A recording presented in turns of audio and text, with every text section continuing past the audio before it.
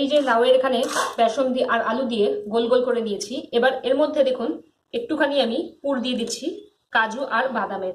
এটা কিন্তু ভেতরে থাকবে আর মুখে পড়তে খুব ভালো লাগবে। এরকম ভাবেই আমি পুরো কোপ্তাটাকে সবগুলোকে গড়ে দিচ্ছি। দেখুন এদিকে তেল গরম হয়ে গেছে কড়াইতে, আর আমি এখানে একটা একটা করে কোপ্তা ছেড়ে দিচ্ছি। খুব সাবধানে ছাড়বেন, খুব ভালোভাবে, যাতে হাতে তেল না লাগে। আর এইটাকে খুব ব্রাউন ভাবে ভেজে নিচ্ছি হালকা আছে। ওদিকে দিয়ে দিচ্ছি কোপ্তা ভাজতে, আর এদিকে এই একই পুর দিয়ে আমি আপনাদের কাবাবও বানানো শিখিয়ে দিচ্ছি। দেখুন এইভাবেই গোল করে নিলাম। গোল করার ব্যাপারে এই হাতে এরকম ভাবে রেখে চেপে চেপে হালকা হালকা করে গোল করে এবার এইটা এইভাবে দেখুন গড়ে রেখেছি। এবার এইটাকে আমি ভাজতে দেবো। এই লাউয়ের পুর দিয়ে এক জায়গায় কোপ্তা বানিয়ে দিচ্ছি, এক জায়গায় কাবাবও বানিয়ে দিচ্ছি।